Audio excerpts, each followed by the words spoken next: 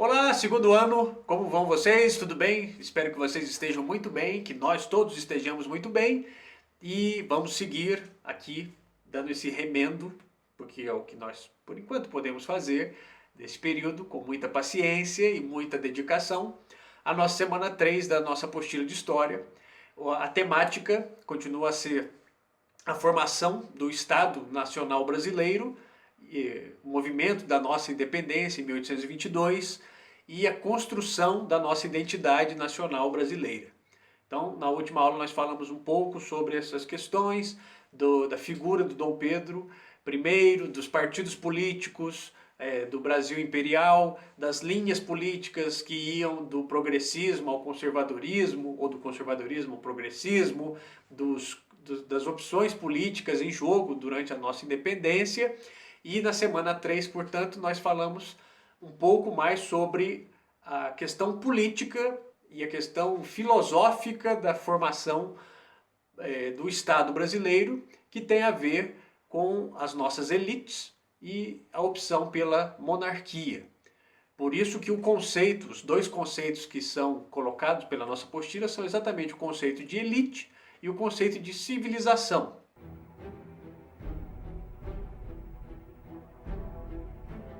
E ali o conceito de elite, um grupo privilegiado, um grupo que tem ou que detém um poder político e econômico, e esse poder político e econômico se converte num domínio social. É sempre um grupo menor do que a maioria, e normalmente a gente coloca a oposição de elite ao chamado povo.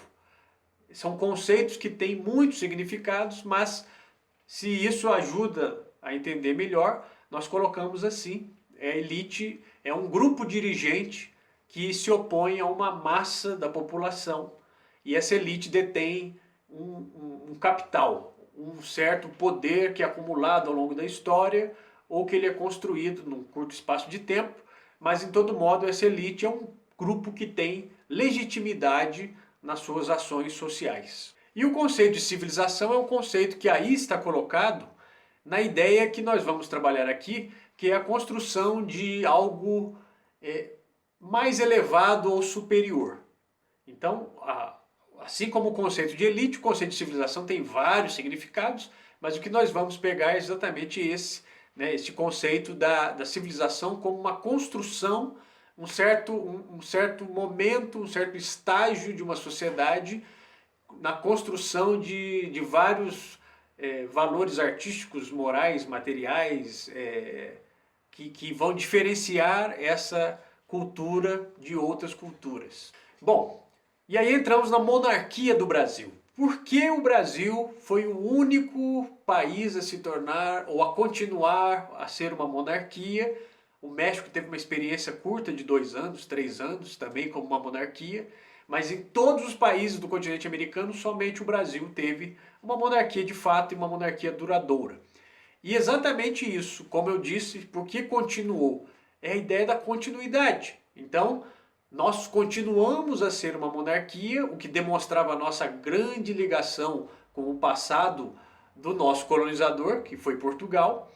As nossas estruturas sociais e políticas eram muito ligadas a esse passado português, a essas heranças portuguesas, e as nossas elites, por mais que na época houvesse em várias províncias, as elites regionais, um desejo de mais governo local, de maior controle local, maior autonomia, maior independência dos governos dessas províncias, o projeto que foi abraçado, foi construído e foi abraçado por nossas elites e consequentemente por grande parte do nosso povo, foi o projeto da centralização política no Rio de Janeiro, que era a nossa capital, e a opção pela monarquia evidenciava essa continuidade, portanto, e mostrava esse desejo maior, né, de uma centralização política no Rio de Janeiro.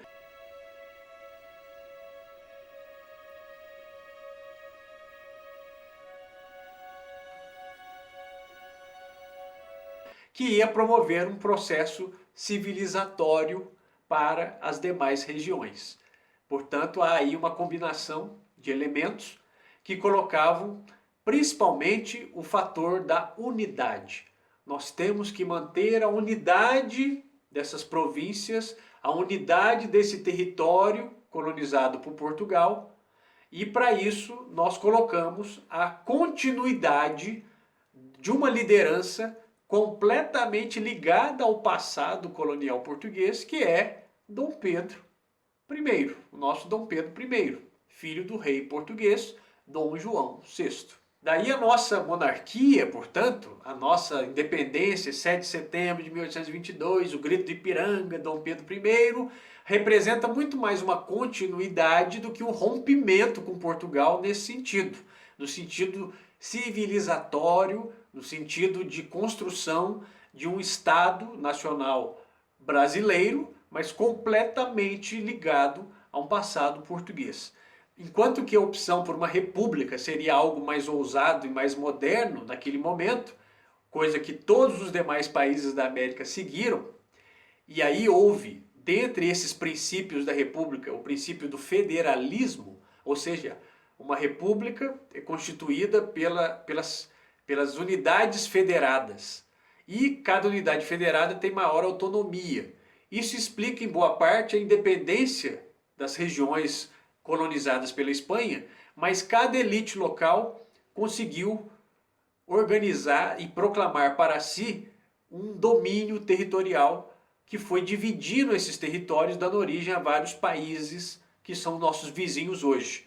Enquanto que a opção aqui na América Portuguesa foi a opção pela continuidade e pela unidade territorial a todo custo, e aí a opção por uma independência conservadora, que é a independência, mas continuando com o formato de monarquia. E que tipo de monarquia? Uma monarquia moderna, uma monarquia modelo inglês parlamentar, ou monarquia constitucional com suas, como sempre na história do Brasil, com seus elementos muito próprios, com seus enfeites muito típicos, digamos, da nossa história brasileira, que é cheia de características muito próprias.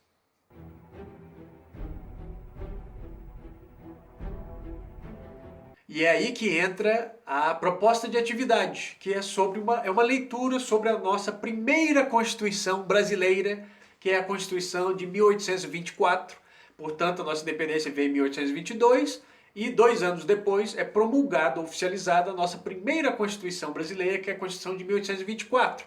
O que dizia a nossa Constituição de 1824? Vamos lembrar que o mundo era agitado ainda pelas consequências da Revolução Francesa, da Revolução Americana, as ideias do iluminismo, liberdade, liberdade econômica, igualdade, igualdade jurídica e fraternidade, separação entre os poderes, república, laicismo, a divisão, a separação entre Estado e Igreja. No entanto, essa nossa Constituição de 1824 trazia havia a divisão de poderes, mas havia, por exemplo, a instituição do poder moderador, que dava Dom Pedro, ao nosso imperador, o poder de interferir nos outros poderes. Portanto, era uma espécie de absolutismo constitucional, talvez.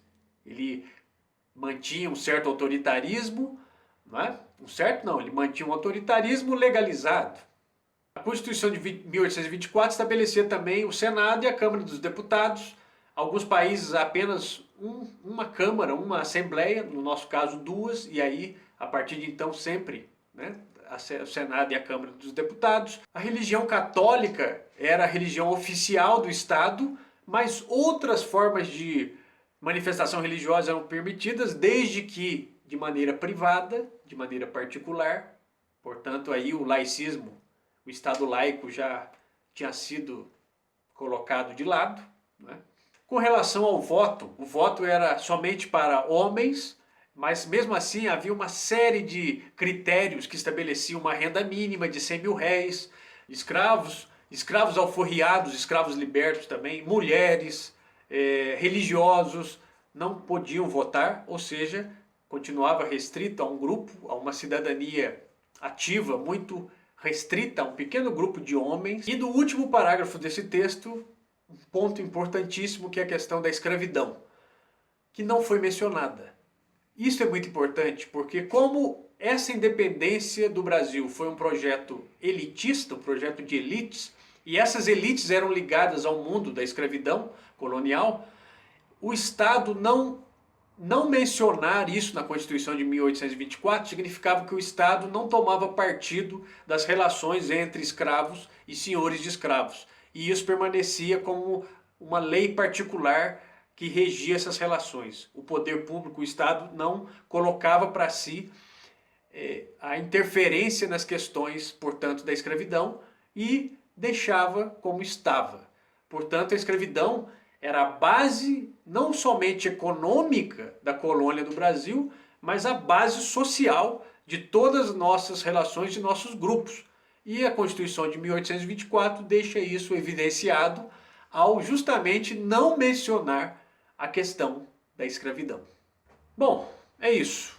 Leiam com muita atenção, acredito que não terão dúvidas. Essa questão das nossas atividades, número 1 ao 5, sobre esse texto da Constituição de 1824. E atualmente estamos muito em discussão nos jornais, na nossa política nacional, a questão da respeito à Constituição, se isso é constitucional ou não. Existe uma interpretação de alguns artigos da Constituição, nós tivemos várias Constituições ao longo da nossa história, mas conhecer bem essa nossa primeira Constituição de 1824 é muito importante para o nosso entendimento da história brasileira e na sequência que nós vamos estudar do Brasil, da monarquia brasileira ao longo desse século XIX e os debates que vão acontecer entre as linhas conservadora e progressista com relação aos princípios estabelecidos nessa Constituição de 1824, certo? No mais, acredito então que não teremos muita dúvida e espero que voltemos o mais breve possível, com muita saúde e muita disposição. Voltemos fisicamente, não é? Saudade de todo mundo e é isso. Um grande abraço e até a próxima, gente. Entre em contato, qualquer dúvida, estamos inteiramente à disposição. Viu? Então tá bom. Tchau, tchau.